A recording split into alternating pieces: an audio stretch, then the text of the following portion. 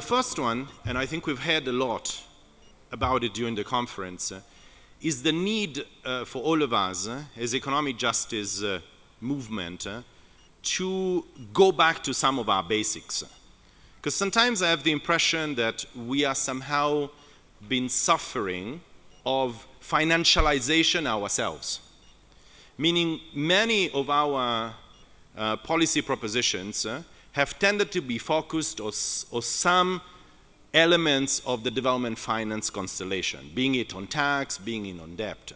But somehow we lost the focus, the primacy of the actual socio-economic transformation agenda. I think we had a lot of it during the conference, but my challenge is that how much of it is some sort of analysis up here? How much does it actually translate into a clear set of policy propositions that we actually embrace in our policy work, in our policy advocacy? How much have we actually become fragmented within our work on tax, our work on debt, on our work on different aspects of the economic justice ecosystem? And my feeling is that we need to bring the real economy back to the core. Because sometimes when we discuss about it, we also lost some pragmatism.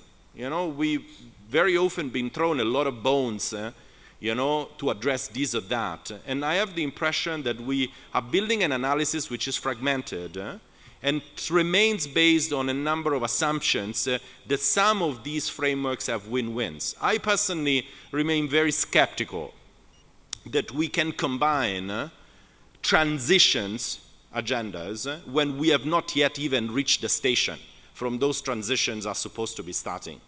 I mean, the reality of the socio-economic transformation for a continent that remains at the lower end of global value chains that continue to be about grabbing value, much more than about adding value, that is really at the lower end of the global division of labor, and within that is therefore yet incapable of shifting the barycenter of its economic transformation agenda away from commodity dependence and export-led strategy. It's very complicated to add qualitative elements to those transitions when we have not yet really embarked into the major process. Let's be honest, there's been a lot of work done to de-industrialize the region over the past 10 years. We've actually walked backwards from an agenda that built the capacity for the continent to really advance an agenda for economic diversification.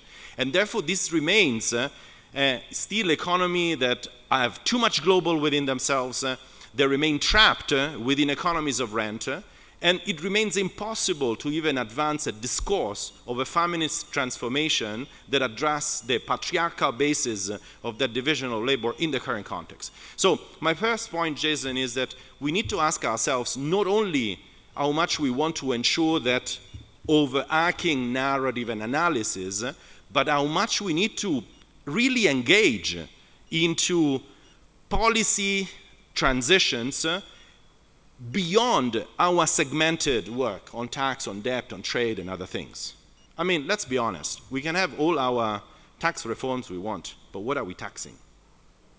I mean, we can address debt in sustainability, but if the systemic determinants continue to have economies which are not able to generate enough resources, the propensity for debt will continue to be there. So I think my sense is that the way in which also funding for civil society has worked has in many ways destroyed structures of dissent over the years and fragmented us so much into different rabbit holes. And I think we have lost, and we need to recover an agenda for real economy transformation, because this is also what reconnects us with movements and with communities and people, rather than sometimes being operating a little bit in a sort of a distant stratosphere. So my second point, Jason, is that if this is the key issue, to break the pattern of dependency which continues to trap our economic strategies, then what are the strategies? One option is delinking. The other one is system reform. Now, delinking builds on the capacity to engage in national and regional pathways that break with the current situation. I think that remains fundamental. But my argument is that the normative power of hyperglobalization today is extremely strong because of the trade, investment, loan, and other agreements that we have somehow signed, country and regional-wise. So there's no real option for delinking outside for an agenda for system reform. Now, this takes us to the global space. Now, the global is the global. It has this political economy, will never be a friend of our transitions and transformations. But we still need to choose a space where to advance our delinking strategy with facilitating systemic reforms. And my claim is that that space is today the UN. With all its limitations, with all its political economies, it remains a space that has jurisdiction to shift the barycenter away from developed country-led institutions. It is democratic and multilateral, at least on paper. It provides space for our direct engagement and civic participation, and it allows for the taming of pure economic power against normative frameworks of human rights and development, as contested as that term can be. So my choice is that if we put the real economy transformation back in the core, we need to engage not only in national and regional pathway, but we need to reclaim the global, and the space to do that is today the UN, with all its limitations. And to conclude with my third point, we have an opportunity to do that. Because with the Financing for Development 4 conference possibly happening within a reasonable time period ahead of us, maybe 2024, 2025, and forget the term financing. It's really a space to discuss the democratization of global economic governance and systemic policy reforms. Then that is a space where to carry and bring our struggle. And that would require a degree of coordination, a degree of engagement between the national and regional and across sectoral distinctions within our movement as ever before. And that's the challenge for all of us. And in that, I'd like to conclude by saying that this is where the motto of this conference, Africa as a rule maker rather than a rule taker, needs to work within civil society as well. Before you get troops of hooligans from, mostly national, international NGOs from the global south, hyper excited because there's another FFD4, you need to be able to have clarity from an African civil society perspective on what you want that conference to be. And you need to exercise that leadership within the global civil society movement. So I hope that is a possible path for all of us. There are upcoming opportunities that we can take forward the conversations that we've been having here. I'm looking at the app, someone talked about the UN General Assembly that is coming up. How do we influence the outcomes of the discussions that will be happening during that time? We've spoken about international financial institutions, and we know that they will be meeting in October. How do we influence that agenda? How do we come together? Maybe one of the actions from here, Jason, will be to see how do we coordinate ourselves to influence the upcoming opportunities such as the IMF World Bank annual meetings in October. There are a number of meetings that most of us will be part of. And then our own African spaces. The African Union Summit that will be coming up end of January, beginning of February. The ministers of finance who will be meeting, African ministers of finance who will be meeting. And just our role here, one thing I've enjoyed in this discussion is the diversity of the team here. People in the private sector, our parliamentarians. Today morning, on one of the leading Malawian newspapers, there was, I think the headline is from this conference, and it's about Malawi and how Malawi spent its STRs. So we should start questioning some of these things.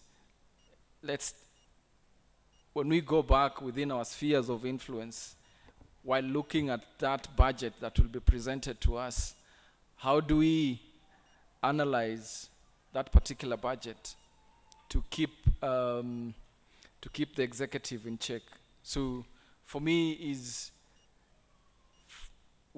before we get to AfCoDD 3, how will we measure the success of this particular conference in the next 1 or so years? For us from the civil society, I think the AfCoDD is one of the things that is taking our journey towards economic justice. One, of course, we are already working in partnerships, but what new partnerships, or how are we going to modify our current partnerships so that by the end of the day, we are able to make sure that our actions are more coordinated, are more of coming together and adding value to the work that we are doing.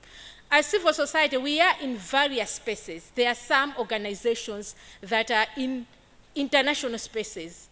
And sometimes you happen that you go into those international spaces, like now there is the UN General Assembly. I know a number of us will be there, and then we'll be talking an individual agenda or an institutional agenda. Yet we've been here talking about the same things and realizing areas of convergence. Let's make sure that we are using the outcomes, the networks, the partnership from this conference so that we are garnering and strengthening our partnerships and our voices, our coordinated voices in whatever we have. Can we, moving forward in terms of from this AfCoDD, make sure that we are together, we are leveraging on work that others are already doing so that we don't have to do the same research that Christian Aid is doing, Oxfam is doing, and Action Aid is doing, and so much is doing, instead of just consolidating, building on each other's research. To AfCoDD, as you are organizing us for the next AfCoDD, I would like to call on us to have a space where we are taking stock of the commitments, of the plans, of the activities that we've agreed under this conference, so that next time we are starting from reviewing what we've done and then planning on what we need to do more or we need to do differently. Viva to a civil society of Africa united against the struggle for tax injustice in Africa. Viva. Viva. Viva to an African state that raises development resources domestically. Viva. Viva to the Harare Declaration that posits Africa as a rule maker and not a rule taker. Viva. Viva. Viva to a united Africa under one fair, just tax system. Viva. Viva. Viva to a community-based, relentless, concerted struggle against the race to the bottom of Africa. Viva. Viva. Down with the absence of an African voice in the FFD arena. Down. Down with the disunited African government response to the post-COVID economic recovery. Down. Down. Down with DFIs who do not mitigate the social and environmental impacts of their projects. Down. Down. Down with the division of Africa into Lusophone, Francophone, and Anglophone. Down. Down. Down with the division of Africa into Lusophone, Francophone, and Anglophone. Down. Down. Down with the post-colonial bastardized African culture that posits patriarchy as our pre-colonial culture. Down. Down. Down with the post-colonial bastardized African culture that posits patriarchy as our pre-colonial culture. Down. Down. Forward with the Stop the Bleeding campaign. Forward. Forward with an Africa that maximizes its natural resources for financing development. Forward. Forward. Forward with members of parliament in Africa united against the struggle for illicit financial flows in Africa. Down. Down. Forward. Wow. Then we are awake. Forward with the united struggle of members of parliament in Africa united against illicit financial flows. Forward. Forward with the united struggle of African MPs struggling to hold the executive accountable. Forward. Forward. Forward to Afro-gender concept in Africa. Forward. Forward. for feminism and Afro-gender, two different things. Forward with the concept of Afro-gender in Africa, forward. Forward. Forward with gender equity in Africa, forward. Forward. One Africa, one rule maker. One Africa, One rule maker. one Africa, One one rule maker. rule maker. One Africa. Maibu, yeah. E-Africa. Maibu, yeah. Africa. E-Africa. Maibu, yeah. Maibu, yeah. Africa. E-Africa. Masimu. Allah, now we are celebrating whatever you think Africa is to you. Allah, la Africa, Allah, la. Allah, la Africa, Allah, la. Long live the Pan-African and Afrocentric spirit in Africa. Long live. May the Pan-African and Afrocentric in spirit in Africa not die.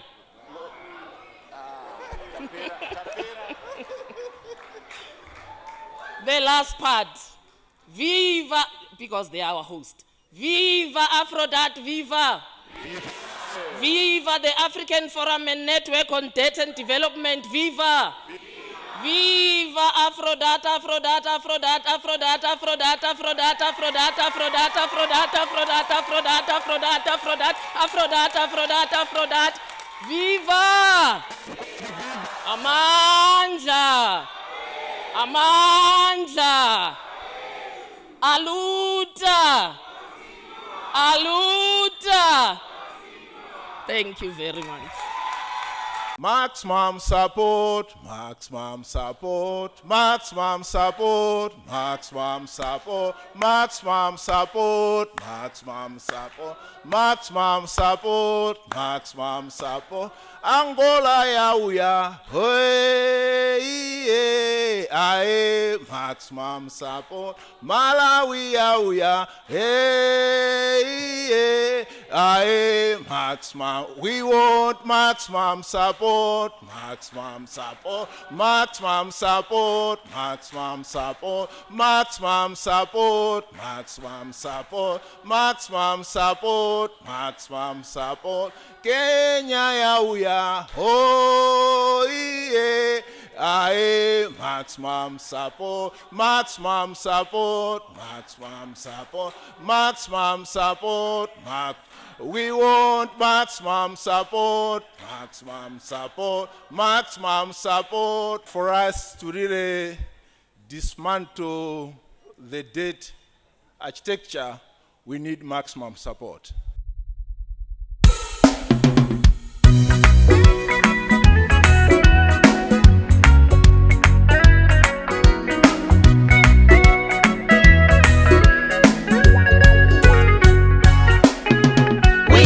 For policies and practices that put people first. We call for policies and practices that put people first.